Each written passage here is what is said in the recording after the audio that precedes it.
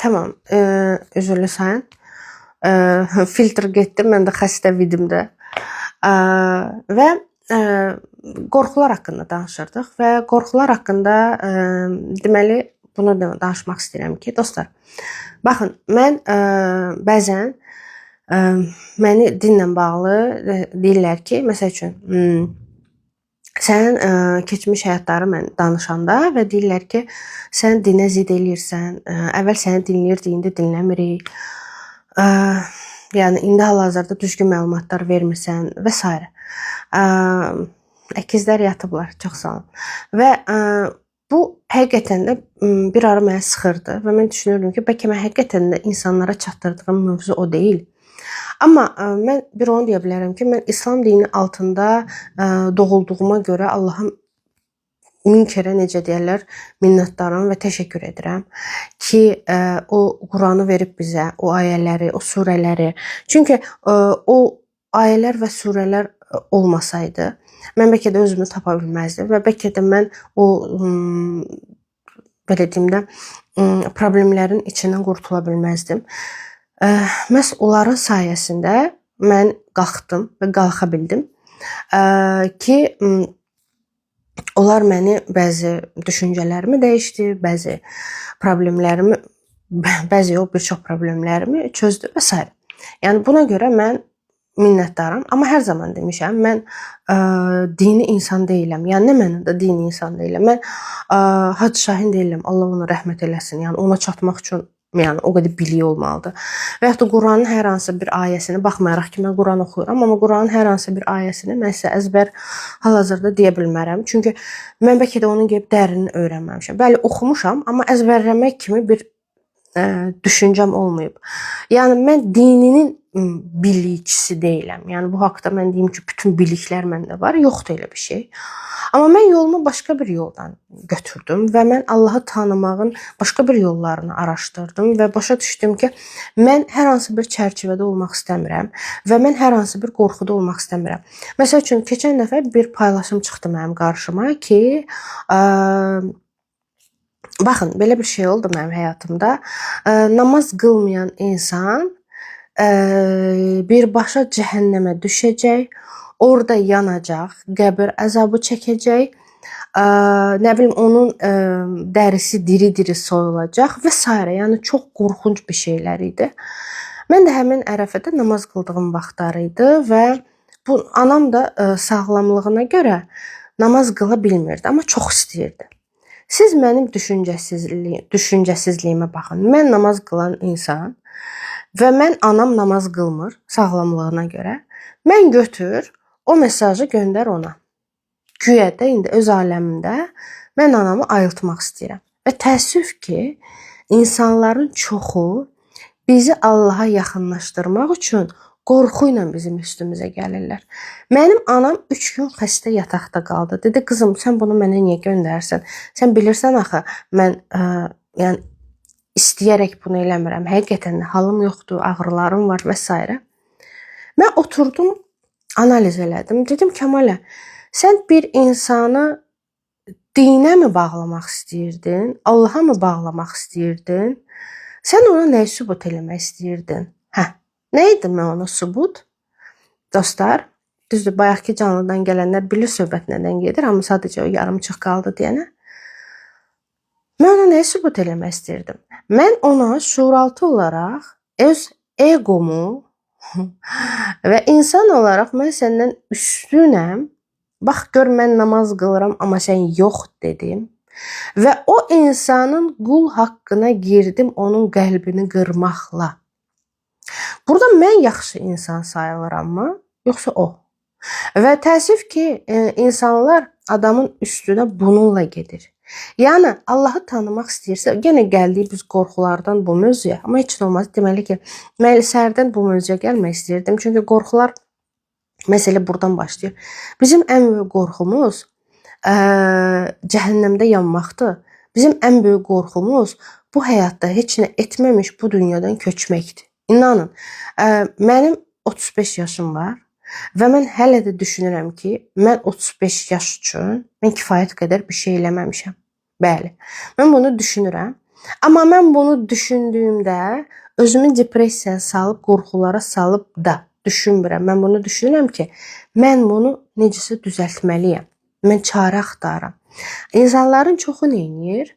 Hə, vəsə, gecdir. Mən də onsuz da alınmayacaq. Onu eləsən orada yanacaq, burada odlanacaq, burada bizim dərimizi soyacaqlar. Təsəvvür edin ki, insan oturur, rahat yaşaya bilmir. Zaten həyat çətindir. Yəni həyat asan deyil. Həyat gözəldir. Həyat möhtəşəmdir, amma həyat çətindir.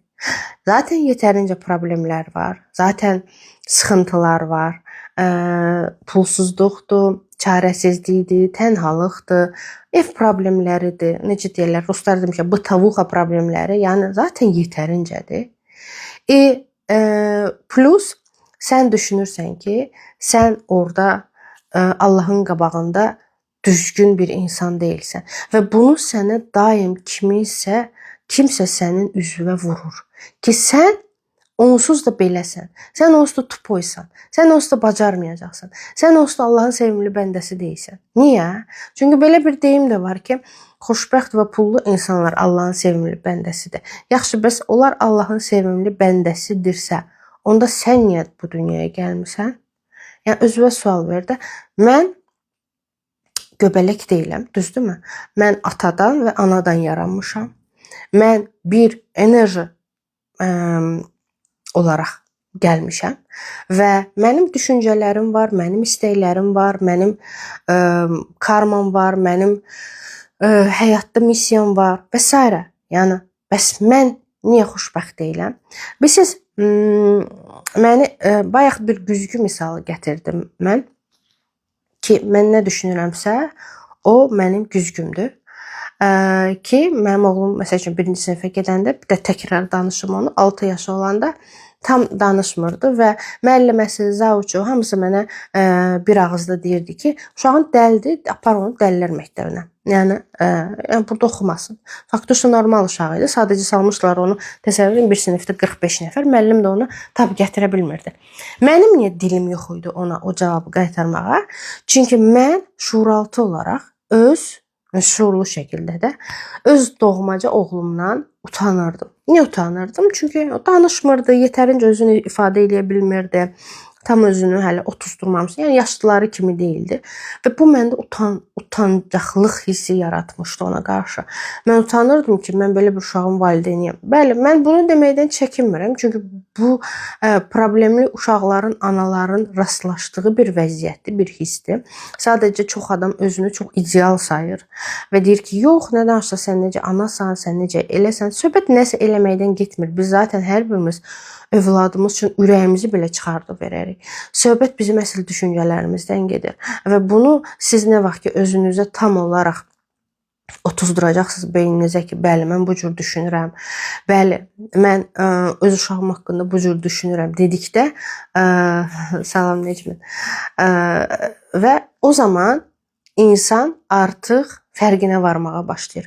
Mənim qarşıma mənə deyilən o sözlər, məsəl üçün, zavuç olsun, müəllim olsun, bəli, qıraqdan düşünə bilərsiniz ki, nə pis adamdılar, yəni adam belə söz deyər, adam anaya belə söz deyər, bəli, ondan da betərin deyər.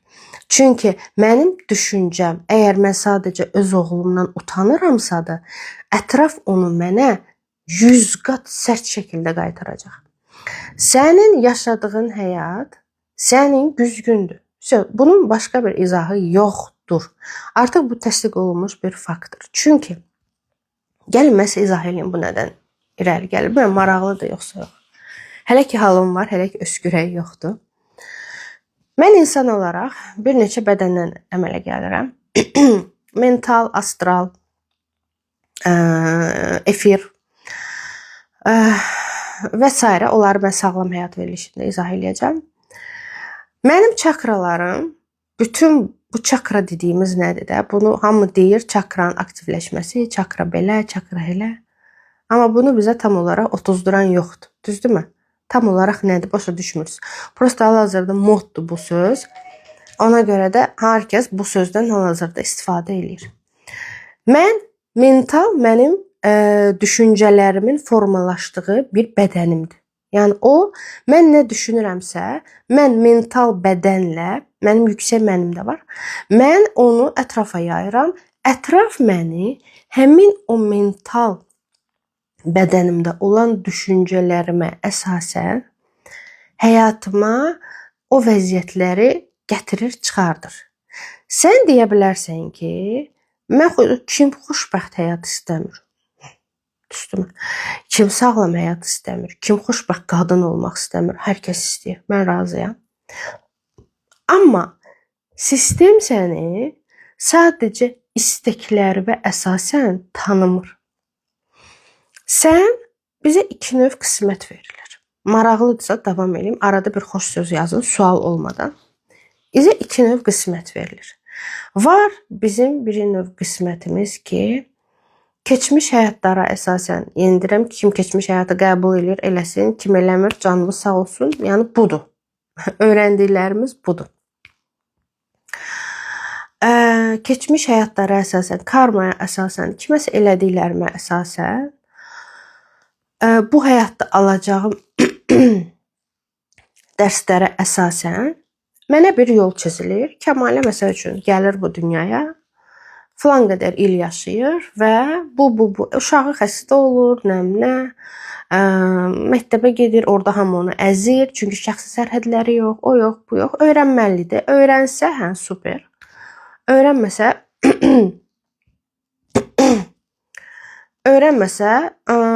qaldı, ya Allah, o birisinə. O biri bu dünyaya gəlişdi. Tamam. Mən yaşayıram. Dərslərim, başımı qapazlar dəyir. Həyatımda nələrsə baş verir, o verir. Mən elə oturmuşam, ağlayıram, sızlayıram, o zəng edir, bu zəng edir. Deyirəm, yox, bir köplü həyatdır.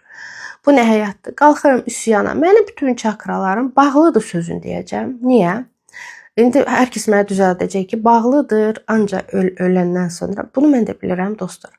Amma aktiv, yəni zaten o çakraların aktiv olmaması sizin ölü kimi yaşamağınız kimi deməkdir. Yəni sənin təsəvvür elə ki, birinci çakran yer kürəsi ilə heç bir aktivliyi yoxdur. İkinci çakran bərbad, 3, 4, 5, 6, 7-ci çakra yaradanla heç bir əlaqən yoxdur. Bəli, sən ali bir ruh olduğun ruh hardasa xatırlasa belə, beyin səviyyəsində sən bunu bir belə r sözün belə xatırlamırsan. Və sənin onunla heç bir əlaqən yoxdur. Sən gedib orada-burada danışa bilərsən ki, mən Allahı sevirəm, mən belə, mən elə. Amma sənin onunla heç bir əlaqən, heç bir gözləntin, heç bir istəmə belə enerjin yoxdur. Yarada bilmirsən çünki. Çünki bu karmanın içindəsən hələ ki. Və bu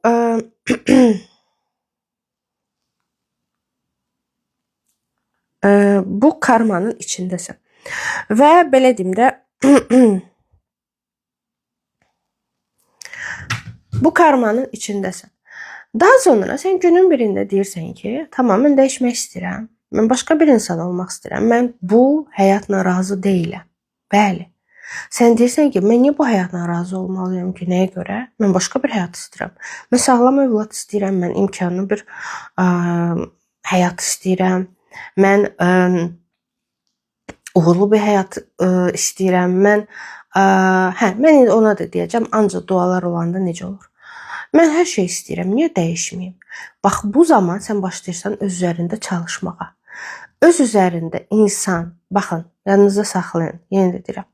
Siz əgər bu saat öz üzərinizdə çalışmağa başlasanız, mənim kimi 7-8 ilə ancaq bir şey çıxardacaqsa orada. 7-8 il yox, yaxşı, 3-4 ilə. Niyə? Çünki sıfırdan başlayırsan. Qarşıma hansı mentor çıxacaq, nə çıxacaq, sənə nə öyrədəcək. Çünki bir müddət mən özüm öyrənirdim. Özün gedib YouTube'dan bir video baxacaqsan, oradan baxacaqsan, buradan baxacaqsan. Hansı çakranı necə aktiv eləmək lazımdır, həyatını necə dəyişmək lazımdır. Bunları tam bilməyəcəksən də, belə deyim. Yəni çünki bunu sənə göstərən bir insan yoxdur. Amma sən mentorla çalışsan, özünə bir mentor seçsən, fərq yoxdur kim olursa olsun, energetik olaraq sənə yaxın olmalıdır. O artıq bu yolları keçib deyənə və onun energetik kanalı və yaradanla olan bağlantısı daha güclüdür deyənə, o sənə birbaşa deyəcək ki, Çen bu kələ-kötür yollarla özünü tapmaqdansa, bax bu yolla belə gedirsən və orada sən möhtəşəm sənin versiyan var. Çünki sənin hal-hazırdakı həyatın əgər pis gündədirsə, əgər sıxıntıdasansa, kasıbsansa, kasıb sözümü incimin, yəni hamımız kasıbıq, heç kim varlı deyil. Kasıbsansa, nə bilim, işin yoxdursa, xoşbəxt deyilsənsə, bunu dəyişmək sənin əlindədir. Və inan ki, sən dəyişmək istədiyin anda sənin qarşına bütün fürsətlər açılacaq. Məndən soruşursunuz ki, Kəmalə xanım, sizin dualar dediyiniz, biri deyir, mən duaları oxudum, daha da pis oldum, biri dedi ki, yox, mən oxuyacağım, biri deyir ki, siz o düsturu hardan tapmısınız? Mən o dualar, mən 9-10 saat dualarımı ancaq və ancaq bütün sistemi beynimdə kodlaşdırdığımdan sonra otura bildim. Yadınızda saxlayın bu sözü. Çünki niyə? Mənim bədənim var, mənim beynim var, mənim ruhum var. Siz gəlirsiniz, deyirsiniz ki, mənə dua edin. Tamam, okey. Getdin 1000 dənə Ayətül Kürsü oxudun. Misal üçün. Getdin, düşdün quyunun dibinə. Bəlkə belə də deyildi. Düşdün, çox sağ olun əzizim. Düşdün quyunun dibinə. Çıxa bilirsən? Yox. Niyə? Çünki sən ancaq ruhuvu qaldırmaq istəyirsən. Ruhun sənin dualarla qidalanır. Buna söhbət yox. Tamam mı? Yəni Ayətül olsun, İxlas olsun, Yasin olsun, Vaqe, Quranda olan bütün surələr. Sən gedirsən, qaldırırsan, deyirsən ki, mənə heç bir bilik lazım deyil, mənə heç bir mentor lazım deyil. Onlar hamısı pul mənbəyidir. Düzdür? İnsanların çoxu düşündüyü kimi. Onlar hamısı pul mənbəyidir. Zaten elə olmasaydı, dostlar, baxın, əgər hər şey dua ilə olsaydı, mən bu işə 100 minə yaxın pul tökməzdim. Düzdürmü? Yəni deyərdim ki, elə oturum bütün günü, nə yaxşı, nə gözəl, əla. Elə 10 saat duamı eləyim, elə bütün biliklər gəlsin otursun beynimdə. Elə deyil axı. Sən gəlsən ruhu şəfalandırırsan. Beyin şəfalanmayıb, energetik olaraq çakralar bərbad vəziyyətdə, mental bədənlərin bərbad vəziyyətdə, bədənindəki bərbad vəziyyətdə. Sən ruhun oradan qalxır, bədəninlə sənin beynindəki olan düşüncələr onu çəkir. Sən qalxırsan, o belə deyim də, bax, mən artıq başqa dinə keçməyi düşünürəm. Çünki bu qədər dua oxudum, halda hər şey tərs olur. Bax, bu sualın cavabınızı mən sizə verirəm. Sən qalxırsan, o sənə çəkir. Sən qalxırsan, o sənə çəkir. Və gəlirsiniz mənə, siz nə deyirsiniz? Deyirsiniz ki, Kəmal xanım, mən siz dediyiniz kimi getdim, oxudum. Daha da betər oldu. Yəni, mən oxumasaydım, daha yaxşı olardı. Mən hər zaman deyirəm, hazır olmayan bir ruh gedib 1000 ayətin içinə girməyin. Siz həyatınızdan, necə deyim, oyun oynuyorsunuz. Həyatınızı laxladırsınız. Qismətinizi laxladırsınız. Siz nə edirsiniz? Siz gedib 1000 dənə, birincisi buna bədən tab gətirmir. Bədən tab gətirsə, beyin tab gətirmir. Ruh şox vəziyyətinə salır. Siz nə eləmək istəyirsiniz? Hazır olmayan insan gedib bu qədər duanı oxusa, o çökər. Mən sadəcə həyatımda bir neçə misallar var. Mən o misalları sizə gətirmək istəmirəm. Və mən burada əsla və əsla, mən demirəm ki, dua oxumayın, oxuyun. 7 dənə, 8 dənə, 10 dənə hazır olmayan ruh gedib, məsəl üçün, o qədər siz dua oxuya bilmərsiniz. Hə, nə vaxt ki, sən beynini düzəldəcəksən. Amma beyin bax, niyə? Ruhun təmizlənməsi. Məsəl üçün, beynini dəyişdin, deyirsən ki, Kəmal xanım, mən artıq başqa cür düşünürəm. Mən artıq, nə bilim, beləyəm, eləyəm. Nəysə, başı dini zadı qəbul eləmirəm. Mən dua falan istəmirəm. Okey, sənin şəxsi işindir. Burada nə baş verir? Beyində ego var. Ego Allaha təslimiyyətə ən qoymayan ən vacib amillərdən biridir. Tam təslimiyyət egonu tam sındırmaq deməkdir. Tam sındırmaq o demək deyil ki, mən deyirəm ki, gəl mənim üzümə tüpür, mən egosuz insanam, nə istəyirsən elə. Yox, sən yaradanla olan əlaqədə, münasibətdə egon sıfıra bərabərdir. Bax, məsəl üçün, sən beynini düzəldirsən, ruhun şəfalanmayıb. Ruh şəfalanmayıb. Beyin şəfalanır. Tamam mı? O ata-ana texnikaları, nə bilim, bu texnika, o nə bilim nə falan. Ruh səviyyəsində, daha doğrusu üzr istəyirəm, beyin səviyyəsində işləyirsən, ruh qalır çökmüş vəziyyətdə. Nəsildən gələn, oradan buradan gələn, ruhun axı hər zaman Allahı tanısa da sən onu axı orada bastırmısan və onun gücü çatmır ki, sənin beyninlə bir olsun. Çünki sən onu atmısan kənara. Sən deyirsən ki, mənim beynim dəyişəndən sonra ruh nədir ki, ruh avtomatik dəyişməlidir. Beynini dəyişmirsən, kim başa düşür mən nə edirəm? İnşallah ki, aydın izah edirəm. Beynini dəyişmirsən, amma nəsə çatmır. İstədiyin pillədə deyilsən. İstədiyin pillə dediyim, sənin neft maqnatın olmaq demək deyil. İstədiyin pilləni hər kəs öz içində çox yaxşı bilir. Yenə də nəsə çatmır. Səhər durursan, deyirsən ki, aydan, bu nədir? Bax, mən axı öz üzərimdə işlədim. Mən getdim falan kəsin yanına. O mənə atamı bağışlamışam, anamı bağışlamışam. Bəzən yazırsa mənə. Atamı bağışladım, anamı bağışladım, ərimi qəbul elədim, uşaqlarımı qəbul elədim. Həyatım niyə dəyişmir? Nə oldu? Sən ruhunu qoymursan axı bir kənara. Sən meditasiya eləmirsən, sən duavı eləmirsən, sən Allahla o bağı qurmursan. Sən deyirsən ki, mən eləmişəm. Mən getdim falan kəsin yanına, o məni sağaltdı. Amma nə vaxt ki, sən deyəcəksən ki, Allah mənə o insanı yetirdi. Mən Allahın sayəsində o insanla qarşılaşdım və o mənim problemlərimə, belə deyim, çarə oldu, köməklik göstərdi. Yalnız Allahın izni olmaqla. Bunu sadəcə sözdə deyil də, bunu sən bunu sən artıq beynində oturmuş bir vəziyyətdə deyirsən. İşte budur. Yəni sən artıq siz necə? Burada tam təslim olmaq, bəzən mənə deyirlər ki, tam təslim olmaq, mən hər zaman bir misal olaraq gətirəm ki, bir ananın övladı itiribsə onu, burada hansı təslimiyyətdən gedir? Bax, bu əsl o təslimiyyət onda özünü göstərirsən. Yəni, bu həddə gəlməmək üçün ki, mənim övladım məndən alınsın və mən təslimiyyətin nə olduğunu başa düşüm.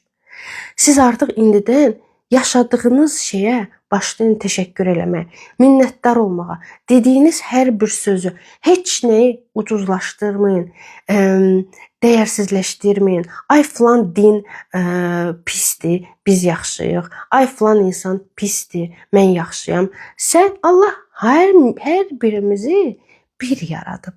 Yəni sənə də beyin verib, ona da beyin verib. Sənin gözündə ən pis insan belə bəlkə də Allahın qarşısında elə bir böyük bir gözəllik, yaxşılıq eləyib ki, sən bəlkə də onu görməmsən və yaxud da Allah sənə o gözəlliyi görməyə hələ icazə verməyib. Mənim əgər həyatımda belə bir söz var, mən həyatımda olanlara da görə, olmayanlara görə də təşəkkür edirəm. Mənim əgər hal-hazırda həyatımda aylıq 100 min, 200 minim yoxdursa, bu demək deyil ki, Allah onu mənə vermək istəmir. Yox, yetərincə pul var. Trilyonlar, nə bilim, fırlanır bu dünyada. Özünüz məndən yaxşı bilirsiniz. Yəni, hər şey var hal-hazırda. Deməli, mənim hələ ki ruhum bunu götürməyə hazır deyil. Deməli, mən hələ ki içimdə o enerji topunu hazır eləməmişəm ki, o gəlsin məni tapsın.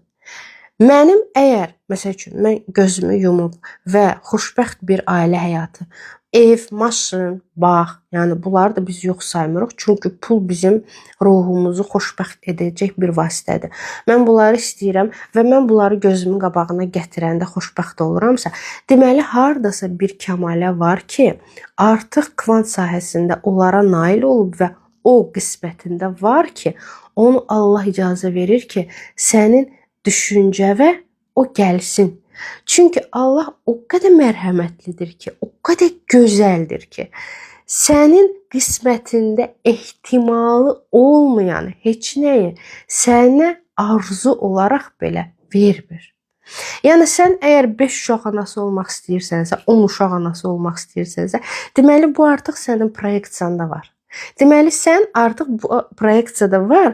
Sadəcə buna daha çox enerji lazımdır ki, sən gedəsən o 10 uşağı yedizdirəsən, dünyaya gətirəsən və s. Yəni sən bunu istəyirsənsə.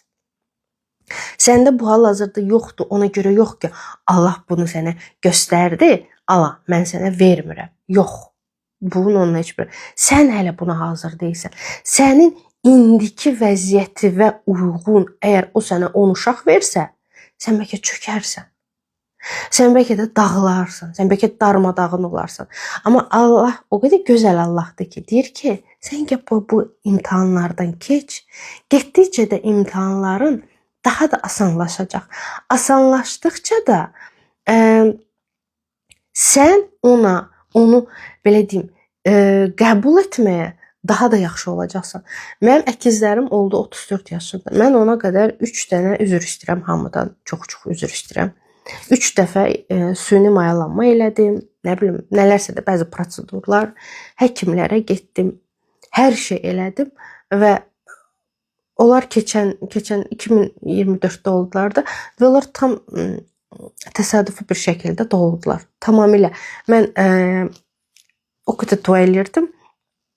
Yanvarda mən gedəcəkdim ümrəyə. O hekayəni hər kəs bilir. Bir xalam var mənim, ailə qurmayıb. Allah ona can sağlığı versin. Dedim, mən səni də aparıram. Dedi, niyə istəyirsən ümrəyə? Dedim ki, belə bir söz işlətdim. Utanmayacağım o sözə görə. Dedim ki, Allah mənə evimdə dualarımı eşitmir. Bəlkə orada məni eşidər də, bəlkə orada açılar. Çünki Allah mənə hər şey verdi. Nihadım sağaldı, ev verdi, pul verdi, xoşbəxtlik verdi. Bütün problemlərdən qutardı, amma mənə övlad vermir. Amma bu içimdəki övlad hissi qutarmır da, yəni solmur. Mən istəyirdim 2-3 uşağım olsun. Və bileti aldıq falan, neysə. Xalam axırıncı moment dedi ki, gəlmirəm. Dedim, ay qız, necə gəlmirsən? Nədir? Biz fevralda gedirik ümrəyə. Dedi, yox, gəlmirəm.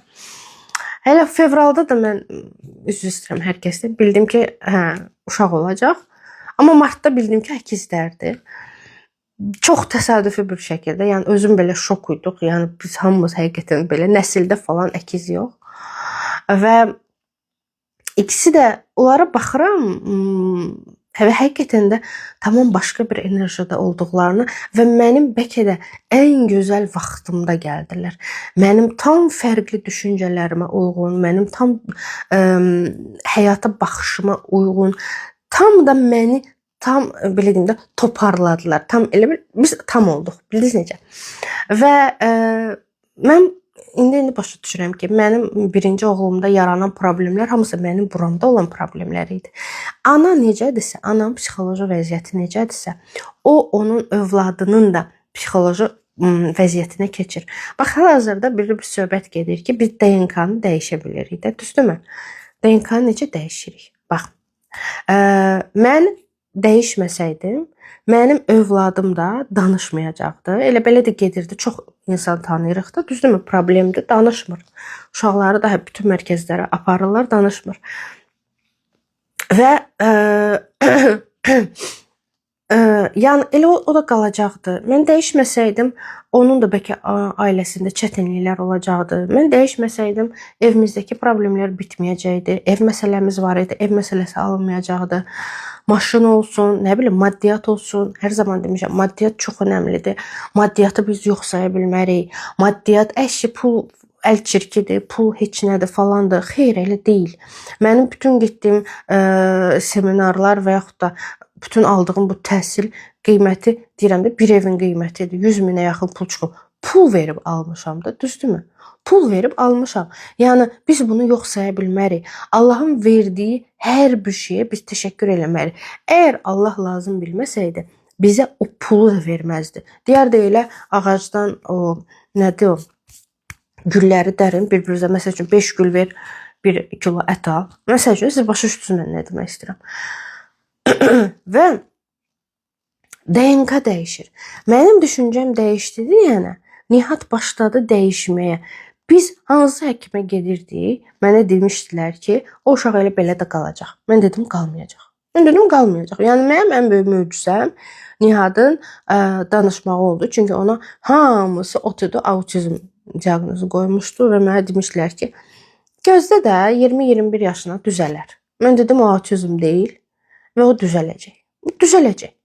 Ki mən onun 5-6 yaşında oxuduğum bütün diaqnozuna baxanda orada ancaq autizm idi. Yəni mən onu bütün mərkəzlərə aparırdım.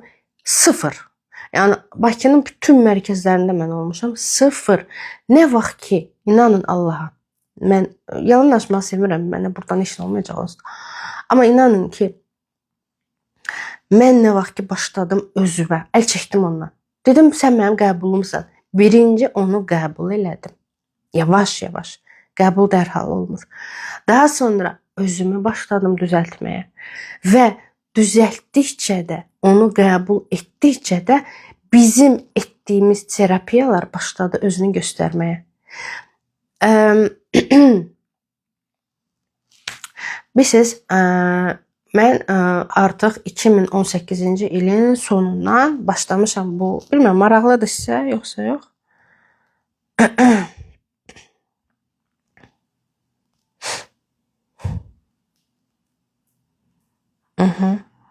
Maraqlıdır dostlar. Tamam. 2018-ci ildən başladım bu sahəni öyrənməyə. İnanın ki, bu sahə çox genişdir və həqiqətən də oxudursan. Amma burada bir nüans var da. Yəni burada 1-2 təlim, 3 təlim keçməklə insanlara bunu çatdıra bilmirsən. Və mənim hər zaman sualım var idi. Bizi nə qoruyur? Bu sualı deməkdən çəkinməyəcəm. Allah bizə nə dərəcədə mərhəmətlidir və bizi nə dərəcədə eşidir. Mən əvvəl düşünürdüm ki, yer kürəsində 8, nə bilim, indi hal-hazırda nə qədərdir? 8-9 milyard adam var. Hər kəs eyni anda dua eləsə, Allah hansı birimizin işini çatdıracaq? Düşünün, beynin kiçik və cılız düşüncəsi. Yəni mən belə düşünürdüm. Və mən bu sualımın həqiqətən də uzun müddət cavabını tapa bilmirdim. İşləyirdim öz üzərimdə, onu eləyirdim, bunu eləyirdim. Ta ki mən Rusiya, Moskvaya gedib İmram Kriyanın seminarına qatılmayana qədər. Mən o seminarına həddindən artıq çox getmək istəyirdim. Çünki mən Joe Dispenza'ya da getmişdim. Mən bütün kitabları oxumuşdum. Nə bilim, 200-dən çox kitab var idi, təlimlər var idi, kurslar var idi. Yetərincə pul tökmüşdüm. Amma məni maraqlandıran o sualın cavabı hələ də tapa bilmirdim. Otuzdura bilmirdim və beyin oturmur. Və mən oturdum fikirləşirdim ki, mən insanlara düzdür işləyirdim, eləyirdim, amma bu dərəcədə enerji ötürə bilmirdim ki, mən bu insanlara necə ötürəcəm bunu.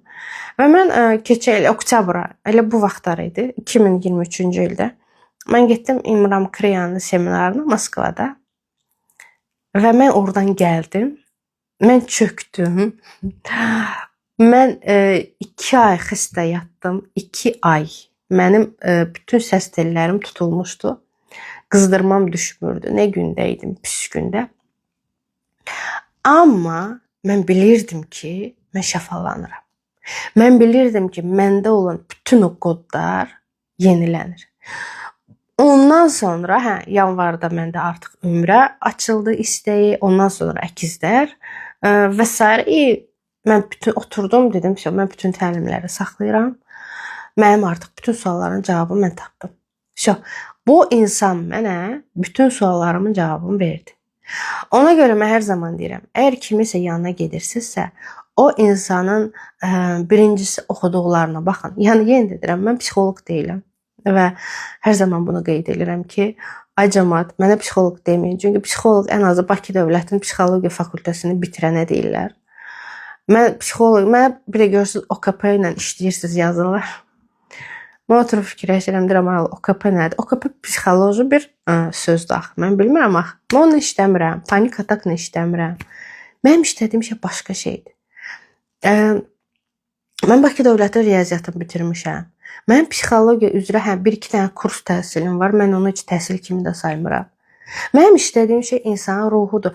Kim məni hiss eləyirsə, o gəlir, məni tapır. Yəni zaten.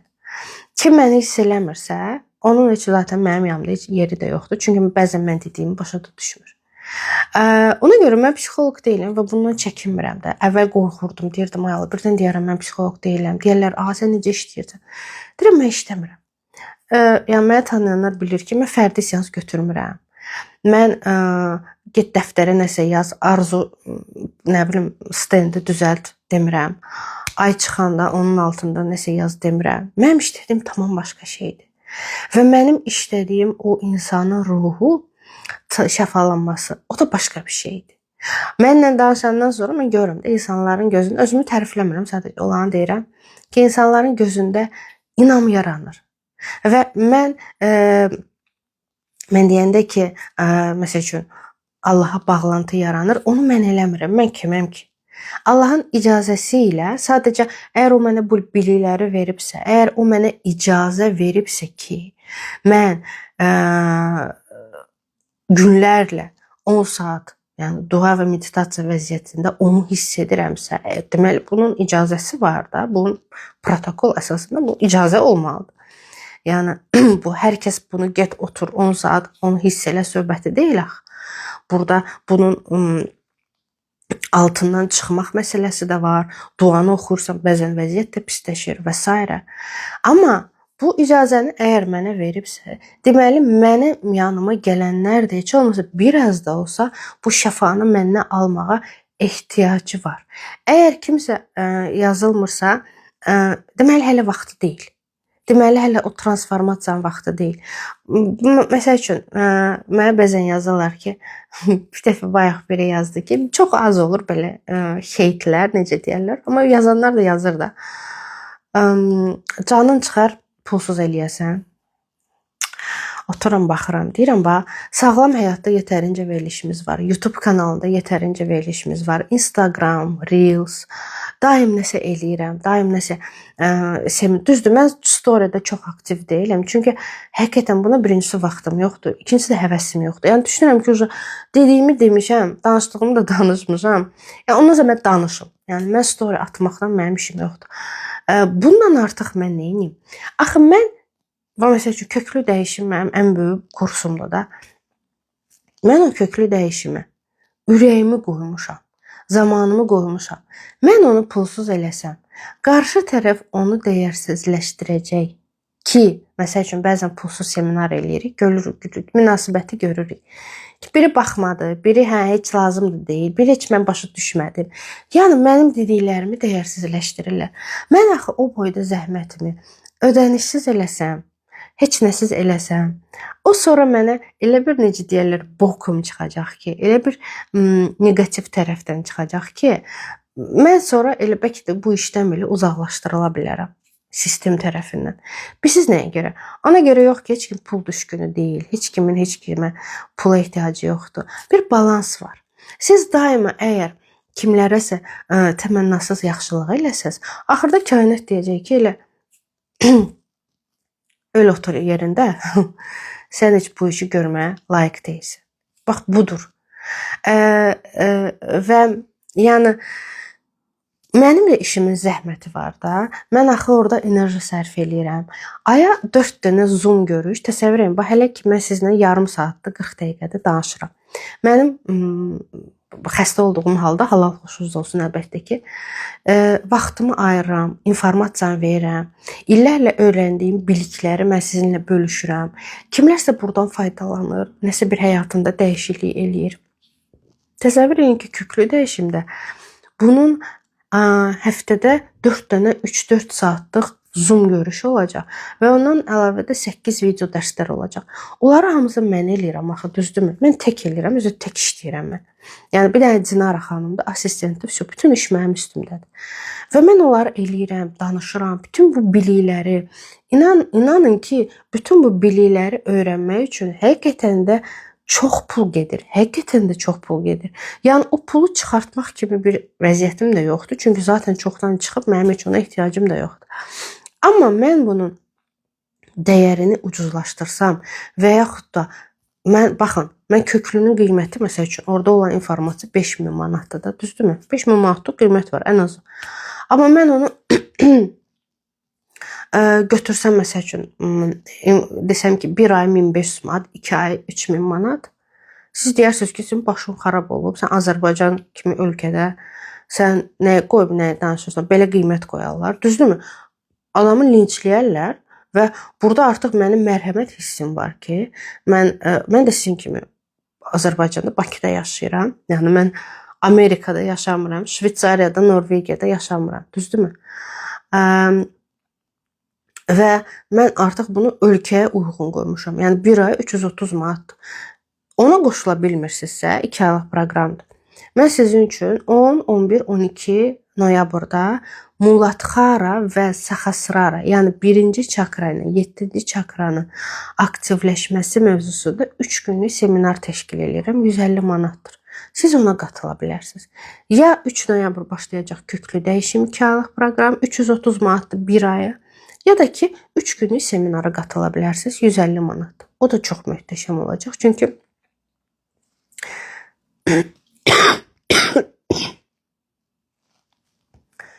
mən seminarda heç vaxt az məlumat vermirəm. Və buna ancaq dəyər verənlər zaten gəlir. Hamısı Zoom'da olur, bəli. Mən ancaq Zoom'dan işləyirəm. İnşallah canlı görüşümüz olacaq apreldə, mayda, Allah qoysa. Çünki o vaxta qədər bəzi proyektlərimiz var, onu eləməliyik. Çox qorxularım var ki, kimsə məni başa düşməz, məni yalançı adlandırar və ya mənə pis baxarlar. Yəni, bu daxili qorxulardır. Dediyim kimi, siz özünüzü ya biliyinizə, ya daha doğrusu bildiyiniz məlumatı arxayın deyilsiniz. Çünki, baxın, bu məlumatları verərkən, sabah kimsə gəlsə mənə çıxsa desə ki, sən yalan deyirsən. Var da indi mərdimazar insanlar, düzdürmü? Sən yalan deyirsən, sən səhvsən. Sən düz danışmırsan. Əgər mən öz biliklərimin arxasında deyiləmsə və mən öz biliklərimə əmin deyiləmsə, mən düşəcəm qorxuya, düzdürmü? Və mən deyəcəm ki, ayda, biabır olduq. Mənə kimsə pərt eləyəcək, mən qalacam belə. Amma bu saat deyən yoxdur, amma yenə də. Gəlsə kimsə desə ki mənə, Kəmal, sən səhvsən, sən psixologiya fakültəsində qutarmamış, cəmaatla belə danışmağın doğru deyil. Mən ona çox gözəl bir cavab verərəm. Və mənə aid, mənim işimə aid hər hansı bir sual versə və yaxud da nəsə pərt eləsə, nəsə sındırmaq istəsə, yenə də mən onu sübutlarla çox qəşəng yerində oturdaram. Niyə? Çünki mən bu bildiklərimin hardan aldığımı, necə aldığımı, hansı təsdiqlərlə aldığımı çox gözəl bilirəm. Və bunu əksini mənə hal-hazırda deyə bilməz. Mən sabah gedim həkimliyə, biraz medsestralıq kursu oxuyum və sabah kimsə gəlsin mənə desin ki, 2 aylıq məsəl üçün kurs keçim, sabah gəlsin kimsə mənə desin ki, sən o iynəni yaxşı vurmursan damara. Hə? Mən deyəcəm ki, ola bilər. Doğrudan yaxşı vurmuram və nəyə yaxşı şey eləmirəm, niyə belə olur və s. Niyə? Çünki mənim bildiklərimə inanmam yoxdur. Çünki beyin başa düşür ki, sən 2 aya nə öyrənə bilərsən ki? Budur səbəb. Yəni, siz bildiklərinizin arxasında dayanmaz. Əslində qorxum var ki, bir müsəlman olaraq nəyisə düz etmirəm. Enerji bizlərə yeni tanış olduğum sahə olduğunu. Siz bu işin nə dərəcədə doğru olduğunu anlamağınız üçün ən azı bir ən azı 1 il öz üzərinizdə işləməlisiniz. Ən azı. Çünki burada dinlə sənin bu biliklərin çox sağ olun, çox sağ olun. Dinlə bu biliklərin necə də əslində bir-birinə uyğun olduğunu və heç bir ziddiyyət olmadığını görəcəksiniz. Yəni bu məsəl üçün çox adam mantra qulaq asmır da, düzdürmü? Deyir ki, mantranı mən qəbul eləmirəm, mənə zid gəlir. Mən mantra eləmirəm. Yəni tamam, okey. Yəni kim necə istəyirsə. Kimsə keçmiş həyatlarını deyir ki, məsələn, keçmiş həyatları mən qəbul eləmirəm, bu dinə ziddir. Yəni hər kəsin öz fikri var. Amma burada nədənsə mən Allahdan danışanda demirlər ki, bəli, biz Allahı hiss eləyirik, bəli, namazda mən onu hiss elədim, dua oxudum, belə hiss elədim. Mənə bu sözü nədənsə yazmırlar. Amma keçmiş həyatları tez ortaya gətirirlər.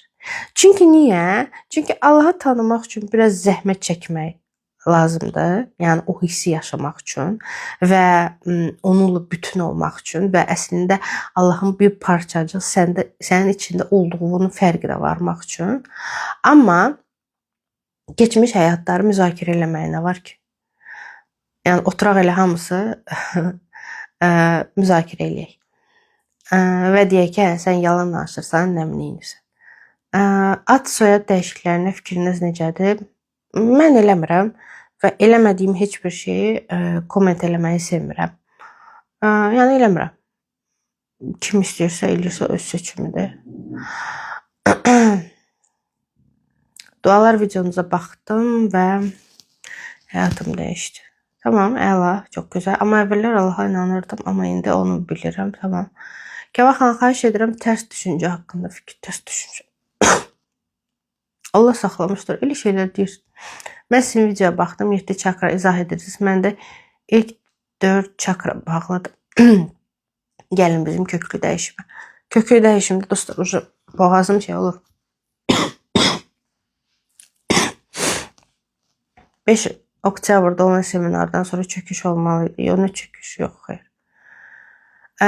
Köklü dəyişimdə 7 çakradır.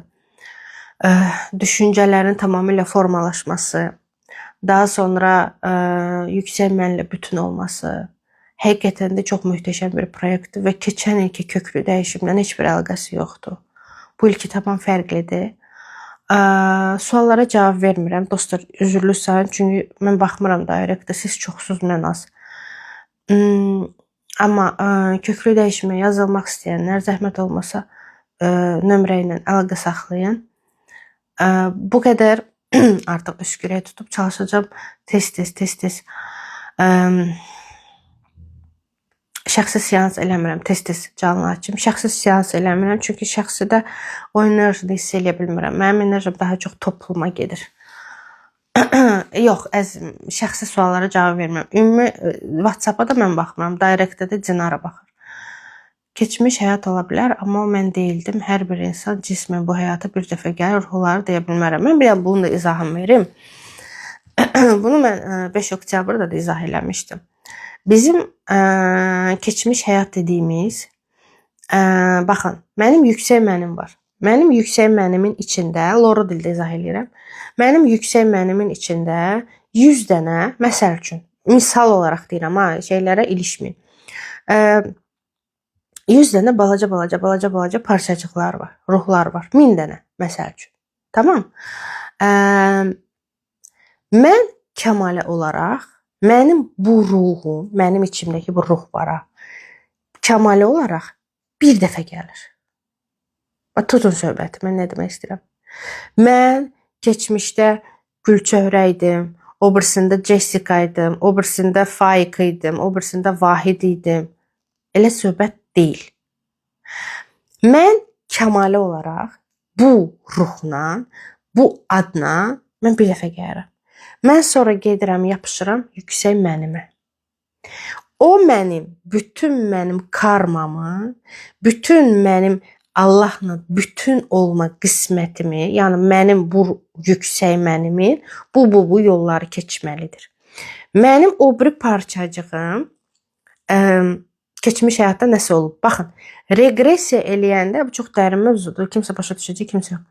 Mən reqressiyaya gedəndə mən getmirəm, amma kimlərsə keçmiş həyatları şəfalandırır sizə. O sizin həyatlar deyil. O sizin yüksək mənvinizin, yüksək mən, sənin topunda, sənin necə deyim, Allahla bütün olan. Onun bir başqa proyeksiyasıdır. Bildiniz necə? Başqa proyeksiyasıdır. Yəni, даже Hindistanda belə bir şey oldu. Bir uşaq var idi. Dedi ki, bəs mən keçmiş həyatımda xirurq olmuşam. Mənim bu ailəm var, filan beşməkan. Və şimdi getdilər o xirurqun Hindistanda ailəsini tapdılar. Və dedilər ki, bu sizin ölmüş atanızdır falan. Uşaq deyir ki, onun təsdiq olunmuş variantı var. Uşaq deyir ki, mən sizin rəhmətə getmiş atanızın ruhu deyiləm. Mən onunla eyni yüksək mənlə olan, eyni proyeksiyadakı fərqli ruham. Bilməm nə dərəcədə mən bunu izah eləyə bildim, amma izah eləyə bildim də inşallah. Yəni, sən hal-hazırda səni uzatsalar reqressiyaya, desələr ki, get keçmiş həyat var. Keçmiş həyat sənin bu içindəki ruhun keçmiş həyatı deyil. Yüksək mənin o birisi ruhun keçmiş həyatıdır. Bu da sənə aiddir, o da sənə aiddir, o birisilər də sənə aiddir. Bildiniz necə? Yəni, keçmiş həyat dediyimiz budur. Və mənim bütün bu ruhlarım, dərslərini aldıqdan sonra yüksək məndən bütün olurlar. Mənim buram, axı mən o ruhum, o yüksək mənin bir parçası olduğuna görə orada mənim ən möhtəşəm versiyalarım olduğuna görə və mənim bütün arzularımın həyata keçdiyi bir yer olduğuna görə bağlantı orayla yaranır. Orayla yarandı, Allahla yarandı deməkdir. Bax, bu dərin bilgi, necə deyərlər, alın, nə istəyirsiniz, eləyin. Biz köklü dəyişimdə də, bax, bunu da eləyirik ki, bax, bu ruh sənin o yüksək məninlə də birləşir. Kontakt yaranır, energetik olaraq kontakt yaranır. Çox maraqlıdır əslində. Yəni, burada danış qutarmır. Özünüzə yaxşı baxın. Öpürəm sizi. Sağ olun, inşallah. Biraz da sağ olun. Çalışacağım tez-tez belə canlılar açım. Özünüzə yaxşı baxın.